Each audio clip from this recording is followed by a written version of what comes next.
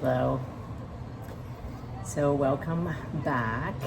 Today is episode 2, and today is about force versus power and the energetics of emotion.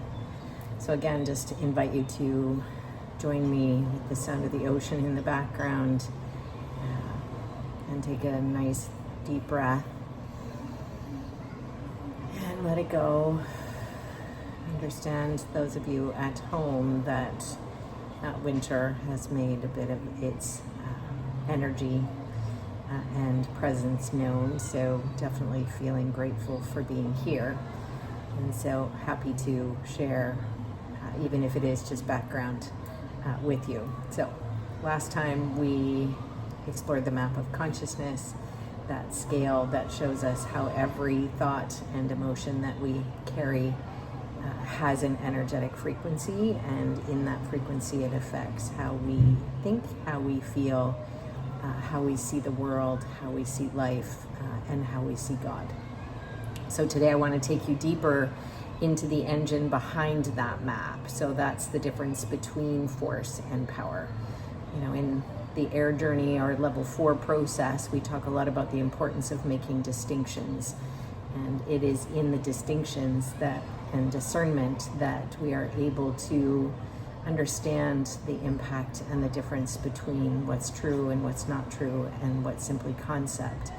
And so for those of you that just went through that with me, I invite you to consider the distinction between force and power is really important from the perspective of how we show up and how we impact our life and our results and how we manifest. And it's through making that distinction that we can change the way we lead, the way we love, the way we parent, and mostly how we manifest and how we create. So let's talk about the distinction between both of those, regardless of whether you've been on the journey of air journey with us or not. So when we are living in force, it's like we're pushing against life. We're trying to control outcomes. We're trying to prove something.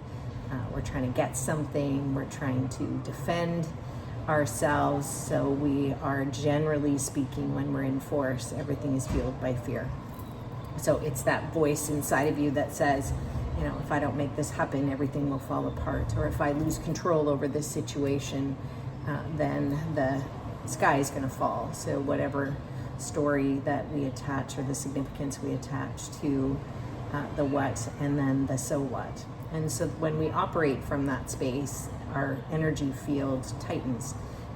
We can show up feeling tired, anxious, reactive, competitive. Mostly it's an experience of being really just drained by life. And that force can show up then in how we behave. So in our behavior, like we're overworking, we're people pleasing, we're arguing, or we're desperately trying to be right. So it can even sometimes wear a smile, whether that's true or not true, but the body, of course, always knows. Power, on the other hand, is a completely different vibration. So power is that quiet confidence that comes from alignment, and it doesn't need to convince, it doesn't need to win. Power flows, and it moves with truth instead of against resistance. So I know for me, as I mentioned, part of the impetus for this and the revisiting and remembering the concept is just how much I have felt the distinction and resurrected the mantra of peace is my power.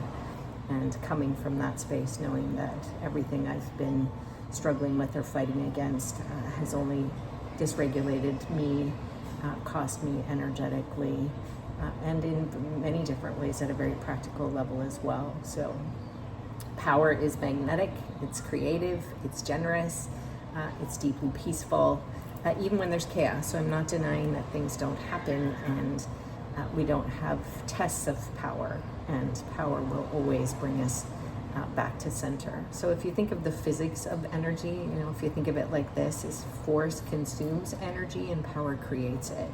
So force says, I'm going to push harder. Power says, I'll align higher.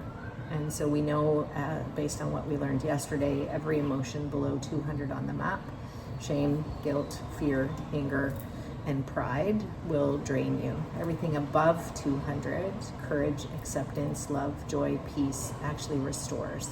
And so I know if you sit in reflection, you'll know that you felt this. So you know what it feels like when you walk into a room where somebody's angry or fearful, what happens to your own energy field and the desire to perhaps shrink or contain or protect. You know, when you walk into a room where somebody's loving or inspired, you rise up. And so that's calibration. And so if you think of how that feels inside your body, just take a moment and just invite you to put your hand over your heart and think of a time where you were forcing something. So maybe trying to make somebody feel you, understand you, or you were trying to take control of an outcome that wasn't ready or aligned with what you wanted it to be. So just remember how that feels in your body. So tightness in your chest, holding your breath, tensing, shoulders up. And then equally, think about a time where you felt truly aligned or fully aligned, where you were doing something that you were passionate about, that you loved, you were helping someone, you were creating something, you were laughing, and notice the difference. So notice energetically in the body and the sensations, that expansion, that ease, that's power. And just remember that your body never lies. It is your GPS and your guidance system. So here's why it matters, and here's the part that moves me every time, is when you shift from force to power, you don't just change yourself. It goes back to that piece yesterday around you actually can change the collective field. So we know one person calibrating at 500, so that's the level of love.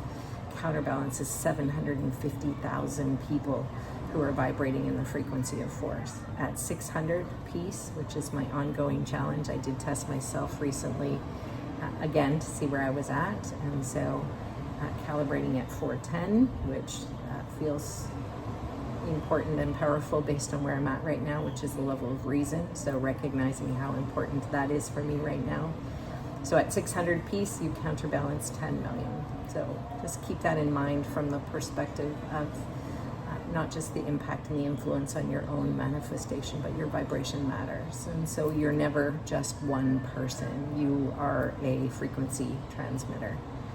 And so I want you just to pause for a moment and ask yourself, where am I pushing instead of allowing? So where am I in the energy of pushing against or running towards something instead of just allowing what is? Where am I trying to prove instead of sitting in the energy of trusting? And where am I judging versus sitting in the energy of understanding?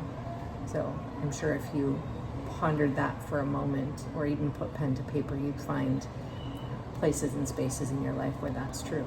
And then I would invite you to consider, what would power do here? So power might breathe.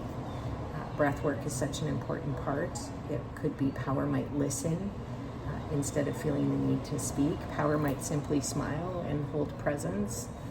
And so I was listening to Rumi today, and again, just finding the right things are showing up at the right time, and being reminded through some of Rumi's teachings and poems, just how much wisdom has been with us for centuries, and how we sometimes just ignore and forget and get so caught up in everyday, modern day, three-dimensional living, we lose sight of wisdom.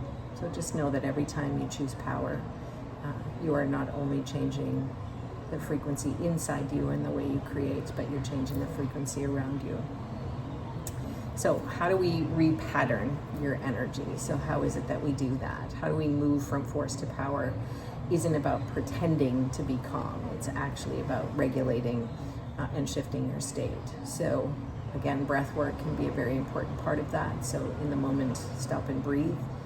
Recognize that with so many of what we're emotions that we're holding or feeling, it's usually fear that sits below all of them. And then invite yourself into a higher truth. So that higher truth could be a version of I'm safe, I'm guided, I surrender, I accept, I trust the process. And then remember, in our teachings, from there you can move up towards that joy experience of recognizing that nothing happens to us. Everything happens through us and for us.